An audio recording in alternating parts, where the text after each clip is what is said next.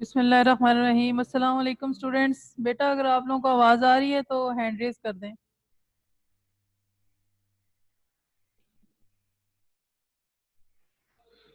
बिस्मिल्लाहिर्रहमानिर्रहीम। आज हमारा लेक्चर नंबर 9 है और आज हम पढ़ेंगे चैप्टर नंबर 8 का वही टॉपिक एमएस वर्ड जो है उसी के कुछ और फीचर्स पे हम नज़र डालेंगे कि कौन कौन से हमारे पास और हम उससे क्या क्या काम ले सकते हैं। तो नेक्स्ट जो टॉपिक हमारे पास है बेटा वो कौन सा है? कॉलम। आपने अक्सर जो न्यूज़पेपर हैं वो देखे होंगे कि न्यूज़पेपर के अंदर क्या होता है कि एक ही पेपर के ऊपर 6 6 7 7 8 8 जो है वो कॉलम लिखे होते हैं उसी सीक्वेंस से। अगर आप लोगों को न्यूज़पेपर पढ़ने का इत्तेफाक हुआ हो तो आप देखेंगे जो पहला कॉलम है वो स्टार्ट से शुरू होता है, एक कॉर्नर से शुरू होगा और पहले वो पेज के एंड तक जाएगा। फिर नया कॉलम जो है वो जैसी डाटा जब वो टाइप करते जाते हैं डाटा नेक्स्ट कॉलम में टाइप होना शुरू हो जाता है। अब हम देखते हैं कि एमएस वर्ड के अंदर कॉलम जो है वो क्या किरदार अदा करते हैं। कॉलम बहुत ज़्यादा इफेक्टिव है कुछ खास किस्म के डॉक्यूमेंट्स की फॉर्मेटिंग के लिए। ये टेक्स्ट को डिफरेंट कॉलम्स की सूरत में, ये भी एमएस वर्ड का एक फीचर है कि ये टेक्स्ट को कॉलम्स की सूरत में डिस्प्ले करवाता है। हम आसानी से लिखे हुए टेक्स्ट को जो है उसके हम कॉलम में उसको कन्वर्ट कर सकते हैं आसानी से। जो ऑलरेडी जो टाइप टेक्स्ट होता है उसको उसके हम कॉलम जो है वो बना सकते हैं। इसके अलावा जैसे कि न्यूज़पेपर और मैगजीन में आपने देखा होगा कि 2 कॉलम बने होते हैं, 3 कॉलम बने होते हैं, 4 कॉलम बने होते हैं और 8 या 6 कॉलम भी बने होते हैं। तो कॉलम हमारे पास क्या होते हैं बेटा, आगे जाके हम इसकी एग्जांपल देखते हैं। अच्छा, कॉलम में क्या होता है कि कॉलम के अंदर जब हम एक पेपर को कॉलम के अंदर डिवाइड कर देते हैं तो क्या होता है कि पहला कॉलम जब टाइप हो जाता है तो ऑटोमेटिकली कर्सर जो है, जो इंसर्शन पॉइंट है, वो नेक्स्ट कॉलम के टॉप पे चला जाता है। यूजुअली जब हम पेपर टाइप कर रहे होते हैं तो हमारे पास जो कर्सर है वो नेक्स्ट पेपर पे चला जाता है जब हमारे पास पेपर कंप्लीट होता है। इसमें क्या होता है कि जब एक कॉलम कंप्लीट होगा तो कॉर्नर जो फर्स्ट कॉलम है उसके लास्ट पे पहुंचने के बाद जो हमारे पास कर्सर है वो नेक्स्ट कॉलम के फिर से स्टार्ट में चला जाएगा। अब हम पे डिपेंड करता है कि हमने एमएस वर्ड के अंदर कितने कॉलम बनाए हुए हैं या कितने कॉलम के अकॉर्डिंगली हमने अपने पेपर को सेट किया हुआ है। और लाजमी नहीं, डाटा टाइप करके भी आप कॉलम की सेटिंग कर सकते हैं और इसके अलावा आप डाटा टाइप करने से पहले भी अपने पेपर जो है उसके अंदर कॉलम जो है वो सेट कर सकते हैं। इट्स अप टू यू कि आप किस तरह से आसानी आपके लिए है। नेक्स्ट देखें, ये आपके पास एग्जांपल है जी। कॉलम हमारे पास इंसर्ट होते हैं या हम एंटर बना सकते हैं हम पेज लेआउट के ऑप्शन से। देखें आपके सामने, अब तो आप लोगों को ये मेन्यूज और आइकन जो है वो याद हो जाने चाहिए। तो हमारे पास ये पेज लेआउट का ऑप्शन है। फॉर एग्जांपल मैंने पहले सिंपल टेक्स्ट जो है वो एंटर किया हुआ था, उसके बाद मैंने क्या किया, पेज लेआउट के ऑप्शन में गई, वहां पे कॉलम को मैंने सिलेक्ट किया तो मेरे पास ये विंडो जो है ये ओपन हो गई है। इस विंडो को गौर से देख लें आप लोग बेटा। ये सबसे पहले जो आपका ऑप्शन है ये प्री सेट का ऑप्शन है कि ऑलरेडी बने बनाए कॉलम हमारे पास मौजूद हैं, प्री सेट हैं, हम इनमें से कोई भी ऑप्शन चूज कर सकते हैं। फॉर एग्जांपल हम अपनी पेपर को एक कॉलम में डिवाइड करना चाहते हैं, कर सकते हैं, 2 में करना चाहते हैं, कर सकते हैं, 3 में करना चाहते हैं, कर सकते हैं। ये देखें इसमें क्या है कि वो लेफ्ट साइड पे कॉलम बना रहा है, बाकी टेक्स्ट ऐसे ही जा रहा है। ये राइट साइड पे कॉलम बन रहा है, बाकी सारा टेक्स्ट ऐसे ही जा रहा है। ये प्रीसेट के ये मैंने आपके सामने एक्सप्लेन किया। उसके बाद है नंबर ऑफ कॉलम्स। ये आपके पेज नंबर 231 पे भी ये चीज डिस्क्रिप्शन मौजूद है, अगर वहां से भी पढ़ना चाहते हैं आप पढ़ सकते हैं जी। नेक्स्ट हमारे पास है number of columns. Number of columns में हम डिसाइड कर सकते हैं कि हमने कितने नंबर ऑफ कॉलम्स इसके अंदर रखने हैं। 2 रखने हैं, मैंने 3 डिसाइड किए थे तो 3 बाद में शो होना शुरू मुझे हो गए हैं। अच्छा, ये मैंने सेटिंग पहले की थी, बाद में आपको शो करने के लिए विंडो में दोबारा अगेन आगे लेके आई हूँ। पहले बाय डिफॉल्ट यहाँ पे कोई एक ही कॉलम जो है वो शो होता है, हम इसको इंक्रीज कर सकते हैं। इसके बाद इसकी विड्थ जो है, अब विड्थ और स्पेसिंग की बात हो रही है। विड्थ के उसकी चौड़ाई जो है वो कितनी होनी चाहिए, एक कॉलम की कितनी स्पेस वो स्क्रीन के ऊपर ले, वो उसकी विड्थ होगी। अब स्पेसिंग क्या है कि कॉलम के दरमियान में, ये पॉइंट्स में ये भी चीज मैयर की जाती है कि जो कॉलम के दरमियान में खाली जगह है उसको हम स्पेसिंग कहेंगे। आपको ये 3 कॉलम नजर आ रहे हैं बेटा, यहाँ से लेके यहाँ तक ये इसकी विड्थ है, ये पहले कॉलम की विड्थ है, ये दूसरे कॉलम की विड्थ है और ये तीसरे कॉलम की विड्थ है। ये भी मैं डिसाइड कर सकती हूँ। और ये दरमियान में जो वाइट स्पेस है ये भी मैं यहाँ पर स्पेसिंग से सेट कर सकती हूँ। और अगर तो फॉर एग्जाम्पल मेरे पास एक कॉलम है तो यहाँ पर एक कॉलम एनेबल होगा, अगर मेरे पास 3 कॉलम है तो ये तीनों एनेबल होंगे और मैं आसानी से वो सेट कर सकती हूँ। इसके अलावा इसमें हमारे पास ऑप्शन है इक्वल कॉलम विड्थ। अच्छा, अगर मैं चाहती हूँ कि मुझे यहाँ पर ये सेटिंग ना करनी पड़े, तीनों कॉलम या चारों कॉलम, ये जितने भी कॉलम्स हैं मेरे पास उन सब की जो विड्थ है वो तीनों की या चारों की सेम आए, तो मैं सिंपली ये डिसेबल हो जाएगा। फिर मैं सिंपली यहाँ से क्लिक करूंगी तो मेरे पास सारे कॉलम की जो विड्थ है वो एक जैसी हो जाएगी। इसके अलावा ये सारे के सारे डॉक्यूमेंट को अप्लाई करना चाहते हैं या उसके किसी एक पेज पे अप्लाई करना चाहते हैं, आप आसानी से कर सकते हैं। या सिलेक्टेड सेक्शन पे करना चाहते हैं या सारे के सारे डॉक्यूमेंट को करना चाहते हैं तो हम यहाँ से अप्लाई कर सकते हैं। ओके करेंगे तो हमारे पास जो भी हमने सिलेक्ट किया होगा, जो हमने डिसाइड किया होगा, वो उसके ऊपर अप्लाई हो जाएगा। अब ये जो एक चीज है वो रहेगी, यहाँ पे प्रीव्यू भी जो है वो आपको बता रहे होंगे कि प्रीव्यू क्या आएगा, कि किस तरह से आप उसको सेट कर रहे हैं। लाइन बिटवीन कॉलम, इसको भी गौर से देखिएगा। नेक्स्ट जैसे देखें, सबसे पहले प्रीसेट को बताया गया, प्रीसेट में हम रिपीट कर लेते हैं। प्रीसेट में हमारे पास क्या है, ऑलरेडी बने बनाए ऑप्शंस होते हैं, हम उधर से उसको सिलेक्ट कर सकते हैं। उसके बाद नंबर ऑफ कॉलम हम डिसाइड कर सकते हैं, 2 रखना चाहते हैं, 3 रखना चाहते हैं, 4 रखना चाहते हैं, हम जितने रखना चाहते हैं हम आसानी से उसको सेट कर सकते हैं। इसके अलावा हमारे पास लाइन बिटवीन, बेटा ये जो लाइन बिटवीन है ना, इसका मतलब है कि कॉलम के दरमियान में लाइन आनी चाहिए या नहीं आनी चाहिए। इसके बाद विड्थ और स्पेसिंग है। विड्थ आपको मैंने बताया कि कॉलम की चौड़ाई कितनी होगी वो हम सेट कर सकते हैं। इसके अलावा उसकी स्पेस दरमियान में, दोनों या तीनों कॉलम के दरमियान में वाइट स्पेस हमारे पास कितनी होगी वो हम सेट कर सकते हैं। ये विड्थ है और यहाँ पर स्पेसिंग, जितने कॉलम होंगे उन सब की हम वो सेट कर सकते हैं। इसके अलावा अगर मैं चाहती हूँ कि तीनों कॉलम या चारों कॉलम की जितनी भी स्पेस है वो बराबर रहे तो मैं इस ऑप्शन को, इस चेक बॉक्स को टिक कर दूंगी। सारे के सारे डॉक्यूमेंट को करना चाहते हैं या सिलेक्टेड टेक्स्ट को करना चाहते हैं तो यहाँ पर हम ये चीज अप्लाई कर सकते हैं। ओके करेंगे तो हमारे पास ये जो भी हमने फॉर्मेटिंग या जो भी हमने ऑप्शंस चूज किए हैं किसी टेक्स्ट को सिलेक्ट करके, तो वो ऑटोमेटिकली अप्लाई हो जाएंगे। तो नेक्स्ट देखें आप लोग, प्रीसेट मैंने आपको बता दिया है। प्रीसेट क्या है, it is use to choose a preset number of columns. ये ऑलरेडी जो बने हुए हैं आपके पास कॉलम, उसको चूज करने के लिए हम इसमें जाके सेट करते हैं। नेक्स्ट नंबर ऑफ कॉलम्स है, ये अप एंड डाउन एरो की को इस्तेमाल करते हुए हम 1 से लेके 8 तक कॉलम जो है वो 8 तक कॉलम हम चूज कर सकते हैं। नेक्स्ट क्या है, लाइन। इसकी वजह से अगर हम लाइन को टिक कर देते हैं, उस ऑप्शन को चूज कर लेते हैं तो कॉलम के दरम्यान में लाइन लग जाएगी। इसके अलावा विड्थ और स्पेसिंग की बात हो रही है। विड्थ यानी कि हाइट और विड्थ कॉलम की, वो भी हम चेक कर सकते हैं कि उसकी हाइट और विड्थ हमने कितनी रखनी है। और इसके अलावा कॉलम के दरम्यान में वाइट स्पेस कितनी रखनी है, या ऑलरेडी मैं आपको 2 दफा बता चुकी हूँ। इक्वल कॉलम विड्थ है, यानी कि तमाम कॉलम की जो विड्थ है वो हम अगर सेम रखना चाहते हैं तो हम आसानी से रख सकते हैं। अप्लाई टू है, तो इससे क्या होता है कि ये कॉलम जो है वो हम किसी सिलेक्टेड टेक्स्ट पे कर सकते हैं, सिलेक्टेड सेक्शन पे कर सकते हैं, या फिर सारे के सारे एंटायर डॉक्यूमेंट पे अप्लाई कर सकते हैं।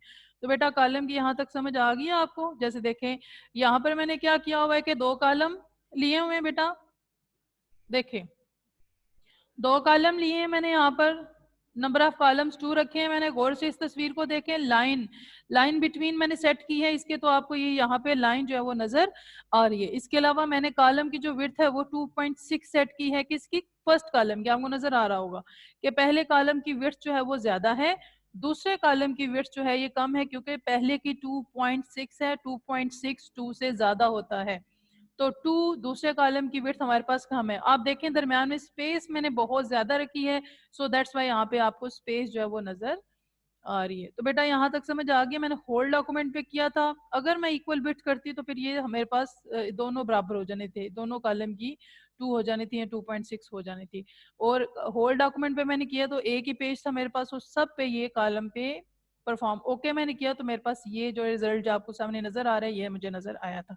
तो यहाँ तक समझ आ गई आप सबको। आगे हम मूव करें।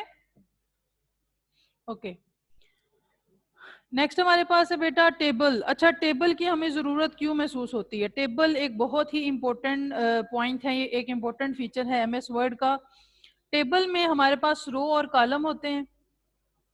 जो हमारे पास वर्टिकली अरेंज्ड सेल्स होते हैं उनको हम कॉलम कहते हैं, और जो हॉरिजॉन्टली अरेंज सेल्स होते हैं उनको हम रो कहते हैं।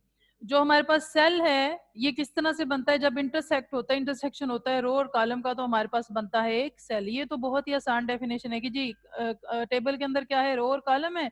जो वर्टिकली है वो हमारे पास कॉलम है, वर्टिकली अरेंज सेल्स हैं वो हमारे पास कॉलम है, और जो हॉरिजॉन्टली अरेंज सेल्स हैं वो हमारे पास रोज हैं। और जब हमारे पास एक कॉलम और रो जब आपस में इंटरसेक्ट करता है तो हमारे पास एक बनती है, एक सेल जो है वो बनता है।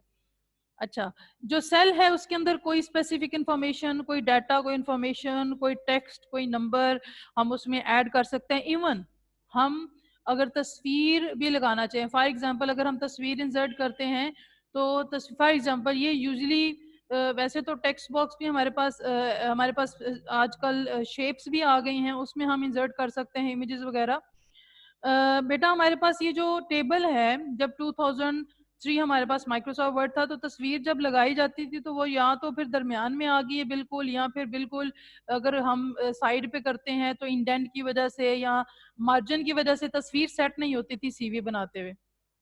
ठीक है, तो उसमें उसका सोल्यूशन क्या निकाला कि हम एक टेबल जो है वो ले लेते हैं।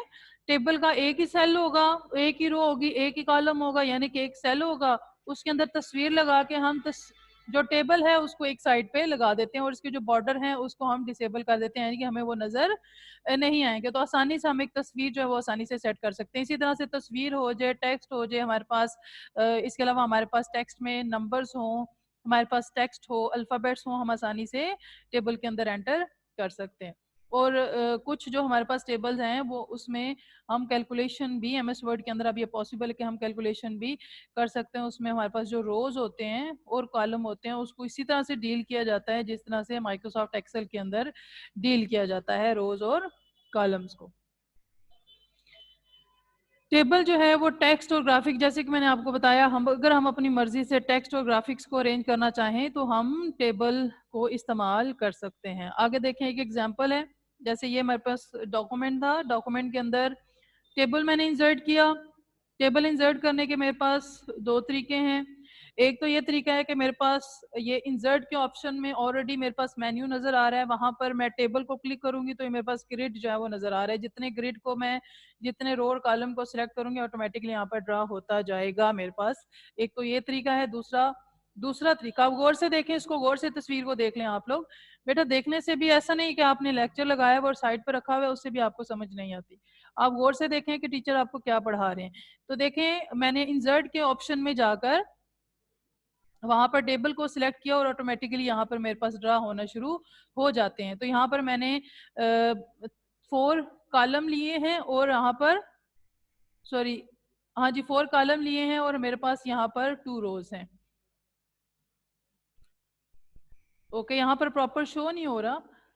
अच्छा, आगे दूसरा तरीका जो है ना उसको गौर से देखें। दूसरा तरीका ये है, अगर आप इस तस्वीर को, प्रीवियस तस्वीर को गौर से देखें तो यहाँ पर आपको यहाँ पर इंसर्ट का ऑप्शन जो है वो नजर आ रहा होगा। क्या नजर आ रहा होगा? इंसर्ट का ऑप्शन। इसको क्लिक करोगे तो आपके सामने ये डायलॉग बॉक्स जो है ये ओपन हो जाता है इंसर्ट का। यहाँ पर आप अपनी मर्जी से नंबर ऑफ कॉलम्स को भी इंक्रीज कर सकते हैं और नंबर ऑफ रोज जो है उनको भी इंक्रीज और डिक्रीज कर सकते हैं। इसके अलावा वो कह रहे हैं कि हमारे पास जो फिक्स अब ऑप्शंस है मेरे पास, ये ऑटो होता है फिक्स कॉलम विड्थ, कि कॉलम की जो विड्थ है, जितने भी कॉलम हैं इसके अंदर टेबल के अंदर उनके फिक्स रखना चाहते हैं। ऑटो फिक्स टू कंटेंट, के जितना डाटा एंटर करें उस हिसाब से कॉलम का साइज बड़ा या छोटा हो जाए। और ऑटो फिट टू विंडो, यानी कि जिस लिहाज से हमारे पास वी कैन से दैट कि जिस लिहाज से हमने पेज सेटअप किया है उस लिहाज से वो उसको इंक्रीज और डिक्रीज कर दे। तो ये दूसरा तरीका था मेरे पास टेबल इंसर्ट करने का। पहला तरीका मैंने आपको बताया, हमारे पास ऑप्शन मौजूद होता है वहां पर। जैसे इंसर्ट पे जाएं, टेबल के ऑप्शन को क्लिक करेंगे ये टूल बार में से, तो मेरे पास ऑटोमेटिकली ग्रिड जो है वो शो होना शुरू हो जाता है। जैसे ही मैं उसको सिलेक्ट करूंगी मेरे पास वो शो कर देगा। जैसे यहाँ पर मैंने यहाँ पर नंबर ऑफ कॉलम स्पेसिफाई करवाए थे 7, और नंबर ऑफ रोज जो है वो 3 स्पेसिफाई की थी, ओके किया तो मेरे पास ये टेबल जो है वो ड्रा हो जाता है। इसके बाद नेक्स्ट हमारे पास है टेबल को हम ड्रा भी कर सकते हैं। अब अगर आप गौर से देखें इस चीज को तो आपको नजर आ रहा होगा, एक तो ये तरीका मैंने आपको बता दिया, दूसरा इंसर्ट टेबल से, तीसरा मेरे पास क्या है, ड्रा टेबल। ये जो तीसरा तरीका हम करने जा रहे हैं वो हमारे पास है ड्रा टेबल। ड्रा टेबल के अंदर मेरे पास एक सेल आ जाता है बाय डिफॉल्ट, उसको मैं साइज उसका बड़ा कर सकती हूँ, छोटा कर सकती हूँ, इंक्रीज कर सकती हूँ, डिक्रीज कर सकती हूँ। यहाँ पर मुझे पेन दे दिया जाता है, पेन का कलर जो है वो मैं चेंज कर सकती हूँ, बॉर्डर लगाना चाहती हूँ लगा सकती हूँ, शेडिंग लगाना। अच्छा, जो 2010 है 2007 उसमें बने बनाए स्टाइल मेरे पास मौजूद होते हैं टेबल के, वहां से अगर मैं चूज करना चाहती हूँ तो आसानी से चूज कर सकती हूँ। इसके अलावा टेबल को ड्रा करने के अलावा अगर मैं अरेज करना चाहूँ तो इस ऑप्शन को यूज करके मैं अरेज भी कर सकती हूँ। अच्छा, ये देखें मैंने आपके सामने यहाँ पर मेरे पास पेंसिल थी और मैंने यानी कि जैसे ही मैंने ड्रा टेबल पे क्लिक किया, एक बाय डिफॉल्ट एक सेल मेरे पास आ गया, उसका साइज मैंने इंक्रीज किया और मैंने पेन को इस्तेमाल करते हुए इस तरह से लाइनें ड्रा की, ऑटोमेटिकली वो लाइनें ड्रा करता गया। इसी तरह से जब ये मैं कॉलम जितने चाहूँ मैं ड्रा कर सकती हूँ, जितनी रोज चाहूँ मैं ड्रा कर सकती हूँ। ये ज्यादातर इसका इस्तेमाल वहां पर होता है जहां पर इंसर्ट करने से काम ना चले, बल्कि हम अगर एक स्पेसिफिक मेरे पास रो है और उसके अंदर मैं अपनी मर्जी से सब एक रो के अंदर या एक सेल के अंदर और टेबल या और कॉलम में ड्रा करना चाहती हूँ, तो ये ऑप्शन ज्यादा बेस्ट है कि मुझे वो फिक्स जाके नहीं करना पड़ेगा, जितने नंबर ऑफ रोज हैं तो इतने नंबर ऑफ कॉलम्स हैं। फॉर एग्जांपल एक सेल है मेरे पास, एक एक टेबल है, उसमें मेरे पास एक सेल के अंदर नंबर ऑफ कॉलम में, एक सेल के अंदर मेरे पास एक कॉलम है और उसका एक सेल है, उसके अंदर मल्टीपल और कॉलम में ऐड करना चाहती हूँ तो इस ऑप्शन के थ्रू मैं आसानी से कर सकती हूँ। ये एक मेथड जो है वो इस्तेमाल किया जा सकता है। अच्छा, अब आगे देख रहे हैं कि जी टेबल के अंदर रो को किस तरह से इंसर्ट कर सकते हैं। सबसे पहले तो हमने चेक करना है कि हमने रो को किस जगह पर इंसर्ट करना है। उस सेल को या उस रो को उसको सिलेक्ट करेंगे, अगर हम उसके ऊपर, फिर हमारे पास ऑप्शन देगा, राइट क्लिक करेंगे तो ऑटोमेटिकली देखें आपके पास ऑप्शन आ रहे हैं इंसर्ट रो अबव, यानी कि जिसको आपने सिलेक्ट किया है उसके ऊपर इंसर्ट रो करना चाहते हैं तो उसको क्लिक करेंगे तो उसके ऊपर इंसर्ट रो। फॉर एग्जांपल मैंने सेकंड रो में अपना कर्सर रखा था, इंसर्ट रो अबव किया तो ये आपको जो ब्लू एरिया नजर आ रहा है ये नई रो इंसर्ट हुई है। इसी तरह से इसके नीचे में जो है वो इंसर्ट रो बिलो भी कर सकती हूँ। इंसर्ट सेल, अगर मैं सिर्फ एक सेल इंसर्ट करना चाहूँ तो वो भी आसानी से कर सकती हूँ। इसके अलावा अच्छा, ये मर्ज सेल का क्या होता है बेटा? ये मर्ज सेल का मतलब होता है कि फॉर एग्जांपल मेरे पास एक हेडिंग में देना चाहती हूँ, या मैं एमएस एक्सेल में ज्यादा डिटेल्स है इंशाल्लाह इसको पढ़ेंगे, लेकिन मर्ज और सेंटर का ऑप्शन ये होता है कि जब हम दो तीन सेल को एक ही सेल बनाना चाहें तो हम मर्ज सेल को जो है वो आसानी से इस्तेमाल करते हुए हम हेडिंग के लिए एक सेल बना सकते हैं। तीन हम चाहते हैं कि टेबल के नीचे तीन चार सेल ही रहें, सिर्फ उसके ऊपर जो है वो एक ही सेल बन जाए, उसमें एक ही डाटा जो है वो एक ही सेल के तौर पर बिहेव करे, तो मैं मर्ज सेल कर सकती हूँ। एक से ज्यादा सेल्स को मर्ज अगर मैं करना चाहूँ तो कर सकती हूँ। सॉरी। नेक्स्ट हम देखेंगे कि हम कॉलम जो है वो टेबल के अंदर किस तरह से इंसर्ट कर सकते हैं। वही तरीका है, जहां पर मैं कॉलम इंसर्ट करना चाहती हूँ उसको क्लिक करूंगी। फॉर एग्जांपल मेरा कर्सर जो है वो सेकंड कॉलम में था, मैंने इस पे राइट क्लिक किया, मेरे पास इंसर्ट का ऑप्शन आया, यहाँ पर मैंने insert column to the right click किया तो मेरे पास राइट साइड पे, इस कॉलम के राइट साइड पे कॉलम इंसर्ट हो चुका है। तो बेटा यहाँ तक समझ आ गई है आपको? हम इस जो टेबल वाला ऑप्शन है, बहुत ही बेसिक चीजें जो है वो आपके सिलेबस में चीजें मौजूद हैं। इवन शॉर्ट सिलेबस में तो उन्होंने ये भी चीजें निकाल दी हैं, लेकिन आपके लिए टॉपिक इंटरेस्टिंग बनाने के लिए कि ये बेसिक चीजें आपको आनी चाहिए, इस पे प्रैक्टिस भी किया करें।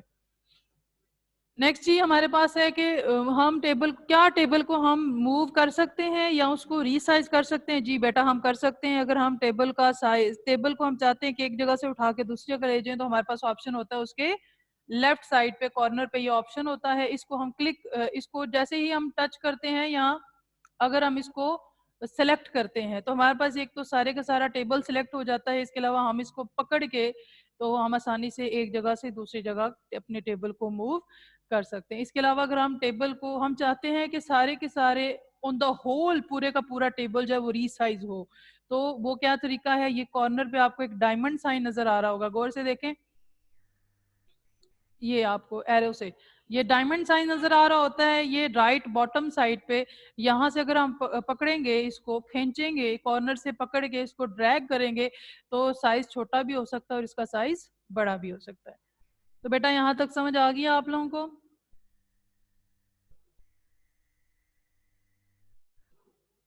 चलें जी, नेक्स्ट हमारे पास है क्लिपबोर्ड। ये शॉर्ट में पूछा जा सकता है, आपसे पूछ लिया जाता है कि क्लिपबोर्ड क्या है। बेटा क्लिपबोर्ड एक टेम्परेरी एरिया होता है जहां पर हम डाटा को स्टोर कर सकते हैं थोड़ी देर के लिए। टेम्परेरी जो भी डाटा हमने कट किया होता है या कॉपी किया होता है वो क्लिपबोर्ड के अंदर जाकर स्टोर हो जाता है, जितना भी डाटा हमने डॉक्यूमेंट के अंदर से, और हम जहां पर चाहें उसको मूव कर सकते हैं।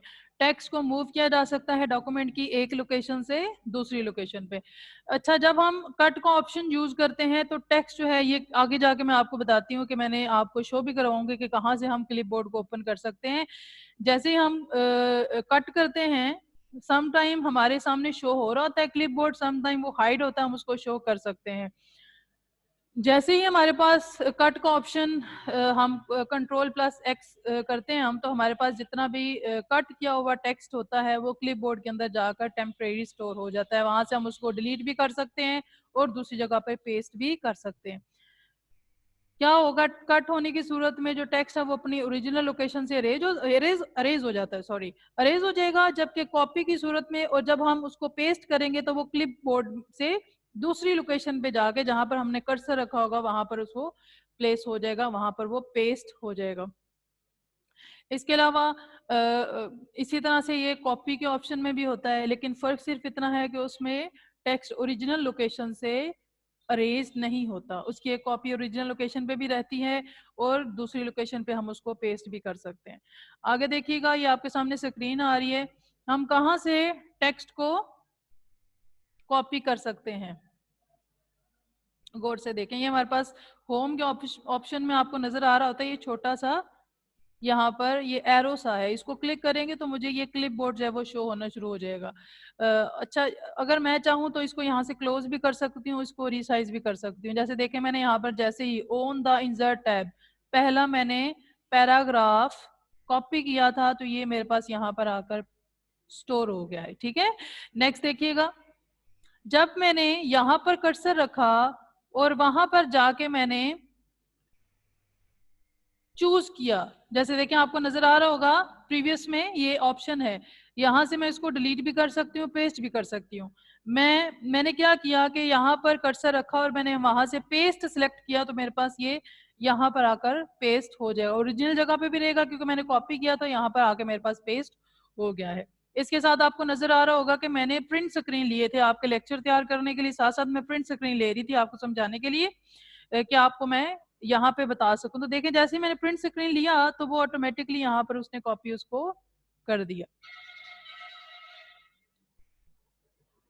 ये देखें, इसके बाद ये कुछ इसको डिटेल से हम देख लेते हैं। ये मैंने कुछ, जैसे देखें यहाँ पर इतना डिटेल से आपको नजर नहीं आ रहा, तो उसके कुछ डिटेल से मैंने स्क्रीन जो है वो ले लिए ताकि आसानी से आपको इसकी समझ जो है वो आ जाए। जैसे देखें, यहाँ से हम यहाँ से इसको ओपन करते हैं क्लिपबोर्ड को, ठीक है, गौर से देख लें, यहाँ से इसको क्लिपबोर्ड को ओपन किया जाता है और जैसे क्लिपबोर्ड ओपन होगा, अगर कोई डाटा कॉपी किया होगा तो ये लेवल ऑफ इन्वेस्टमेंट जैसे यहाँ पे शो हो रहा है, तो यहाँ पर आप पेस्ट और डिलीट भी कर सकते हैं। फॉर एग्जांपल, आपने जो कॉपी किया था या कट किया था वो यहाँ पर आके आइटम स्टोर हो गया है, तो यहाँ से आप इसको पेस्ट भी कर सकते हैं और डिलीट भी कर सकते हैं। पेस्ट ऑल भी है कि आप सारे का सारा पेस्ट करना चाहते हैं, क्लियर ऑल का मतलब है कि सारे का सारा साफ करना चाहते हैं तो आप आसानी से कर सकते हैं।